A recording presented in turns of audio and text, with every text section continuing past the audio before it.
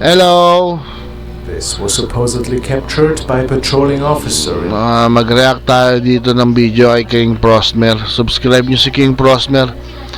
Ito yung video na the scariest videos of the year. Ito daw yung mga police videos. Police video na nakikita sa dashcam or sa yung body cam nila. in the area. What had caused him to take a closer look at this house is unfortunately unknown. 422.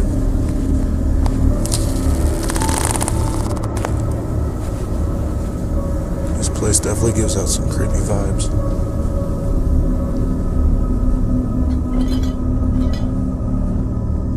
Grabe, nakakatakot. May anino, ayun oh. Ayun ang anino.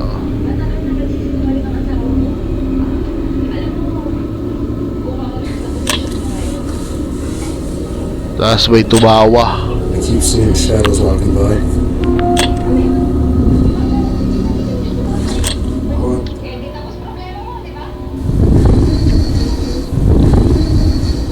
Now, this could either be some creepy editing, or we are looking at a shadow person. What that creepy laughing means, though, I couldn't say. Yung anino, parang edited naman yung anino na yan. These recordings stem from a young security officer who was working the graveyard shift in a hospital in Chile, and he was responsible for keeping the place safe at night during the ongoing renovations. But he states that human intruders weren't the only thing that he was concerned about. He saw and heard some really inexplicable things during his shifts, and eventually started recording them. Del primer piso.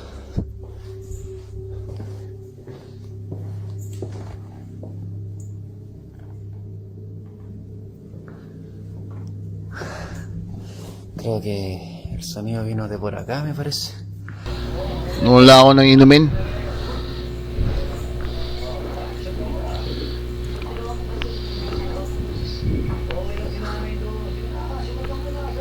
Hola. Ito. Police din ba to? Vamos a seguir mejor. A ver, linterna.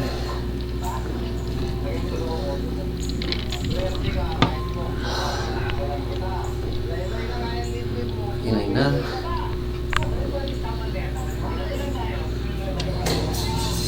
Mal.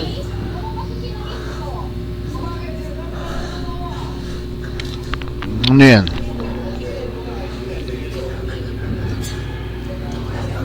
Yero. Pinagupitan ng yero, no? Hasta voy a salir luego de acá. Eso me está fallando, pero ahí sí. Los pasillos de acá.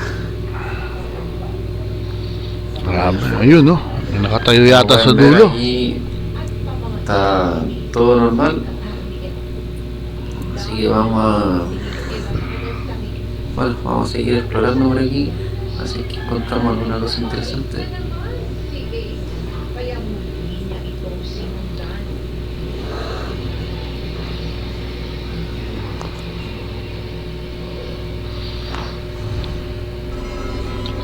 May taong dumaan. May taong dumaan. Nakita ko yon.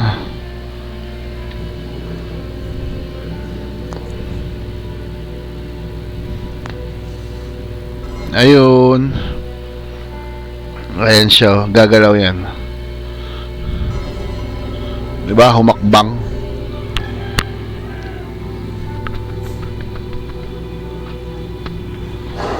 Hindi ko alam ba't di niya napansin yun. Pumunta dyan sa pintuan na yun.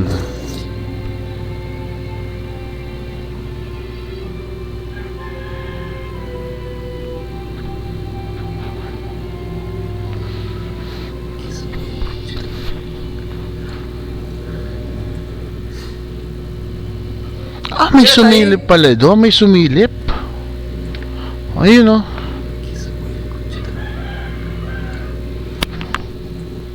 Nakasilip sa kanya ito. Oh. Kaya tayo?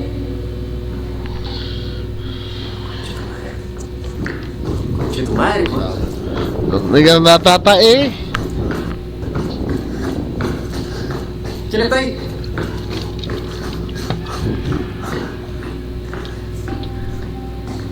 Nahabol niya, no? Nahabol niya, no?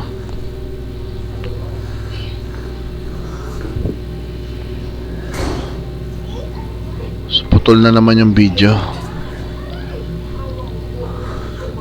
Mañana mismo, Reconsyo. Ibig sabihin yung mañana parang saglit Sila lang. tayo?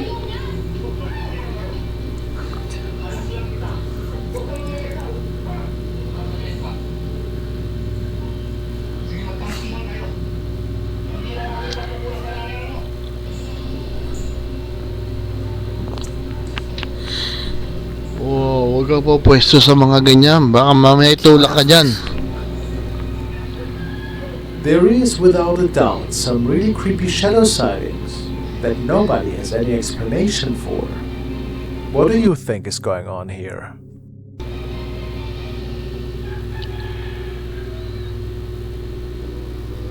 Hindi ko alam, parang matangkad eh.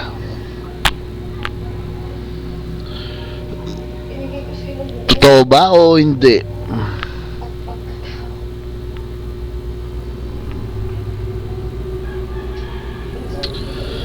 The Old House.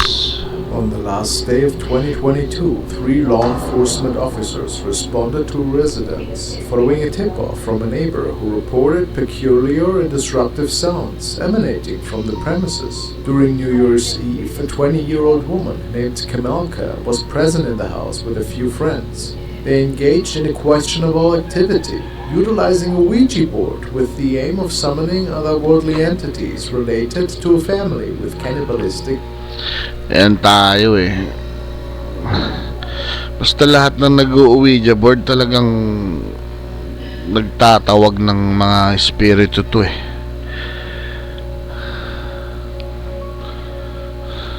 Tendencies and their unfortunate victims. This decision took an unexpected turn when Kamelka abruptly began displaying unpredictable and untamed behavior, ultimately securing herself inside a room. According to her friends, something went drastically wrong, indicating that Kamelka appeared to have come under the influence of a malevolent force, indicating that Kamelka might have become possessed.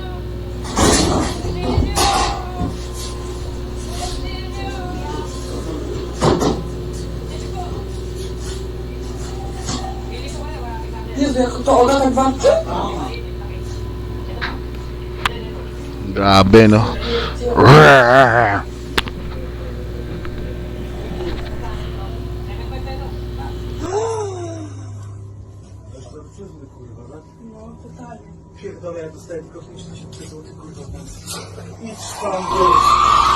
Nagreklamo yung ano eh no. Yung isang pulis eh no. Sabi screw this. Hindi nyo ba nakikita? Sabi screw this, I only get paid fucking 5,000. 5,000 lang daw yung binabayad sa kanya. Parang ayaw niya sumugo, mapasubo dito.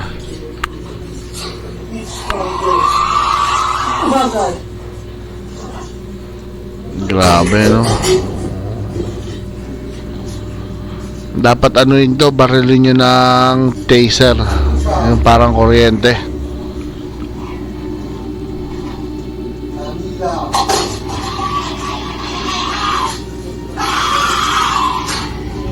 Grabe no. O yun, galing sa taas.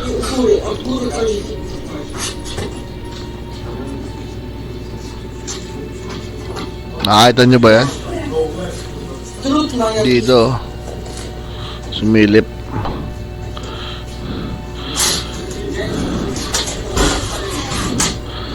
Iba magkakamera doon sa may was harap. unable to enter the room to get her out of there, so instead they decided to place a ladder from the outside, trying to lift her out of the window towards safety.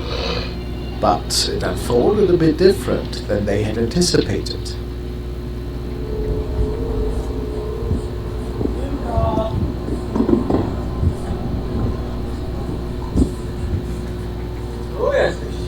Chodź, misiu.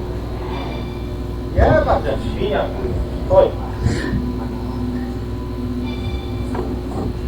Chodź tu, kurwa.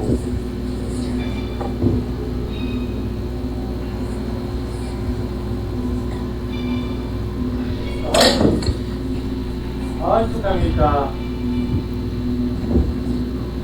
Kamilka, co cię widzę? Nie czołgaj się. Kamilka.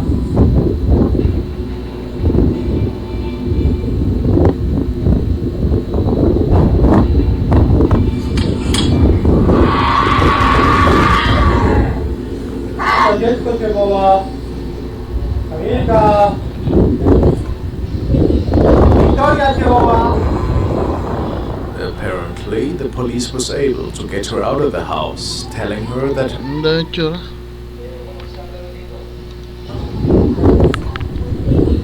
Wiktoria cię woła.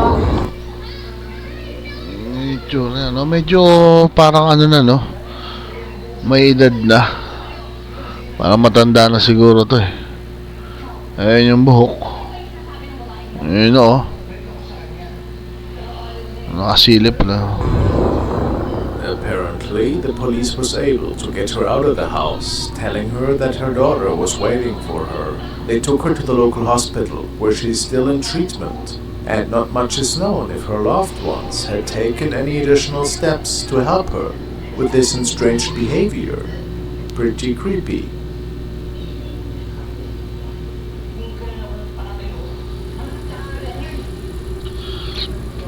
More nightly A activity. case of security officer Tim Saber, who, after starting a new job and working the night shift, had experienced some pretty odd happenings at his new workplace. The storage facilities he was patrolling seemed to be home to a lot of paranormal activity. Why, however, is unknown. And this was one of the first really strange encounters that Tim had captured on his phone.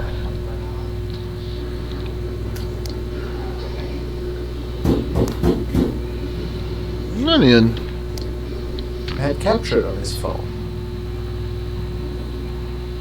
Ito. Siya pala yan. Ito yung siko niya. So yung kamay niya may hawak ng cellphone. So ganun. Nagalaw siya ganun.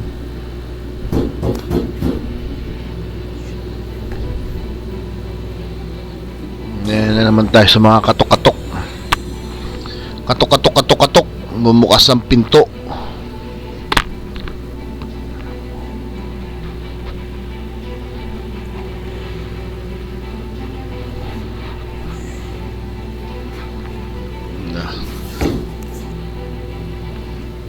Hindi ka pa ba tatakbo niyan?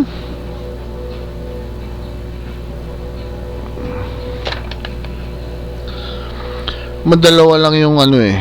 Kung matapang ka talaga at sanay ka sa mga ganyan, posibilidad na hindi ka tumakbo. So tapos yung mga hindi naman sanay, kung totoo, mapapatakbo na. So dapat tumatakbo na sila yan.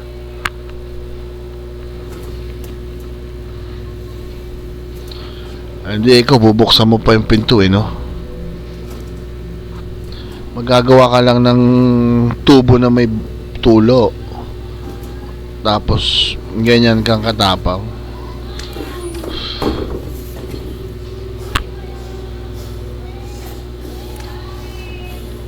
Oh! A pale pair of feet can be seen in one of the stalls. And what's interesting about this is that Tim stated that he didn't see them at first. Only after looking at the area for a few seconds did Grabe, no? Ang tagal niya naman tiningnan. they manifest to the human eye. How eerie. After this incident, he was already extremely freaked out, and he had to start recording these incidents now more and more, since this sighting was not an isolated one. In one instance, an ominous roar echoed through the halls. So, matapang to, matapang sobra.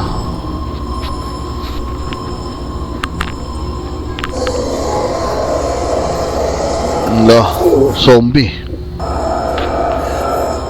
O baka machine, nagbukas lang yung machine. Parang motor lang ng ano eh, machine. By a locker door swinging open on its own accord. Yun.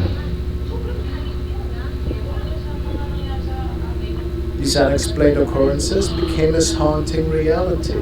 Drawn by mysterious bangs, Tim's curiosity led him to an abandoned warehouse, filled with an assortment of forgotten objects. Hello? Here, the paranormal activity intensified.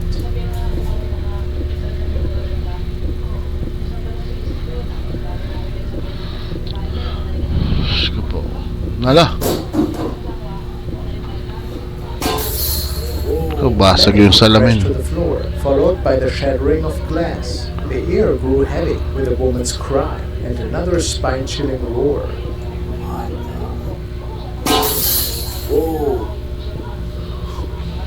Grabe, no? Ay, hindi ka pa baalis ng putakin na yan.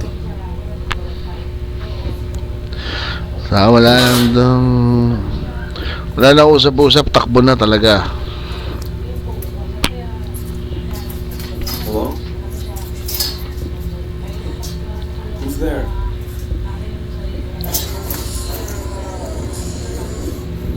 Hello? Shit.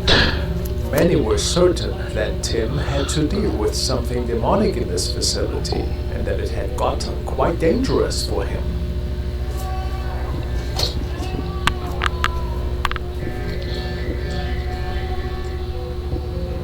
Oy! Ano yan? Somebody was clearly standing at the end of the hallway and Alam mo kung may mga parang videos lang na nagsuzoom tapos napapaganda yung resolution ng buti talaga. based on Tim's reports. Makikita mo yung tsura niyan eh.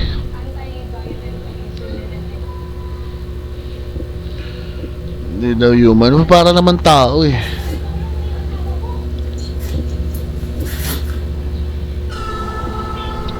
Yan ang matindi oh. Putangin na. Kinalibutan ako. Tumaas yung balahibo ko.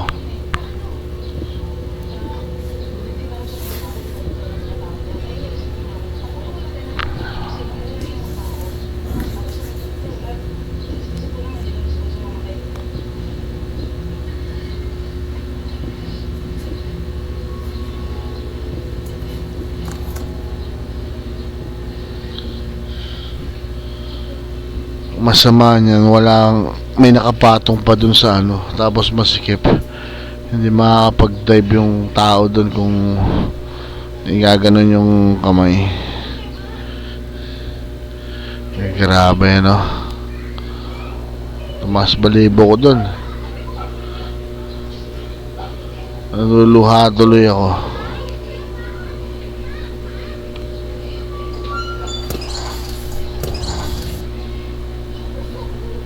Nangyari.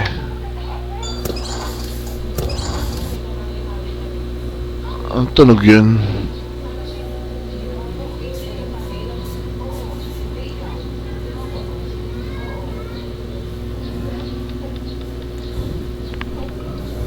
Ano ba to? Mall? Oh, takay na ginulat mo ko ha, sabi. O baka tinitingnan niya akong totoo. Ayun na naman oh, yun ba yun? Oh, matindi oh, utangin na. Captured the arms and hands of a shadow being that wasn't stemming from our realm. He was so afraid that night that he had to give in his notice because he simply couldn't handle all of that any longer, and who can blame him? Last night shift at the facility. So, Tim went on and documented his last night at this haunted facility, and he couldn't wait to finally put this extremely scary adventure behind him. But it seemed that during his last shift, whatever was living in those storage facilities wanted to make sure that he would never forget this night.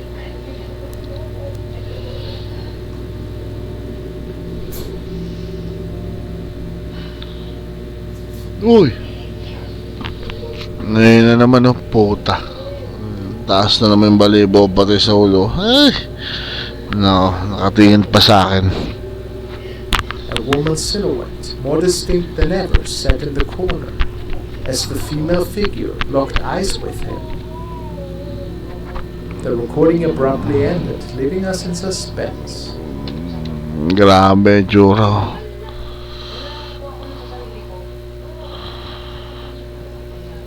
Tayo na.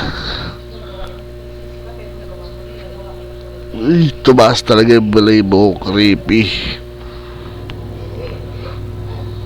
The fate of Tim and the truth behind his encounters remain true. Alam mo, ang paporma, no?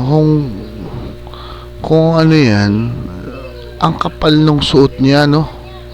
Kumbaga, ito yung mukha niya, eh.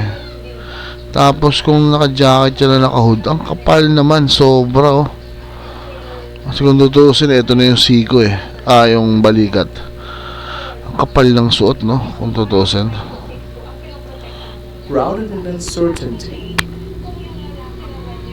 we may never know the full story, and the final verdict rests in your hand. Grabe, nakatingin pa sa akin, no?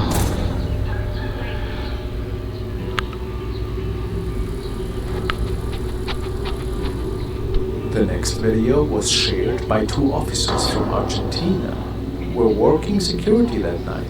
They were checking the different security cameras that were mounted around the premises. Apparently, there had been a terrifying incident unfolding the night before, and the two officers were hoping that one of the cameras might have captured this incident. At first, it appeared that they weren't in luck, but eventually came across a really spooky sight.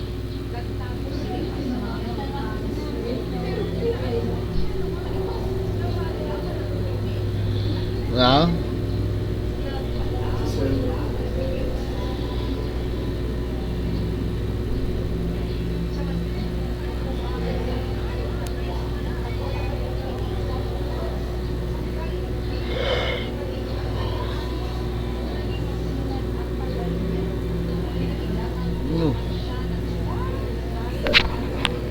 Ano nangyari?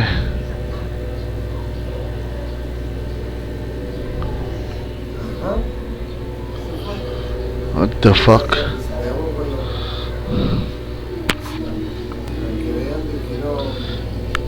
Camera glitch?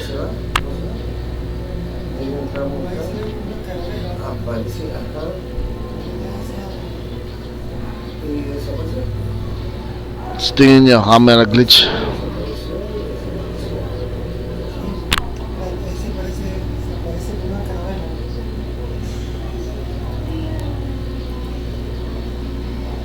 We can see a person that seems to be smoking something.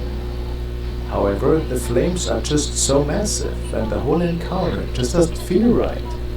But what's even more is the woman suddenly just disappearing into thin air, not to be seen again.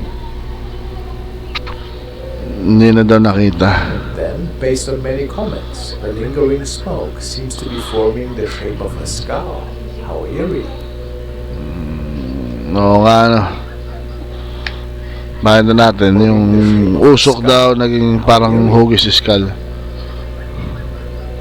It is unclear what exactly had transpired here, but it left the officers extremely unsettled.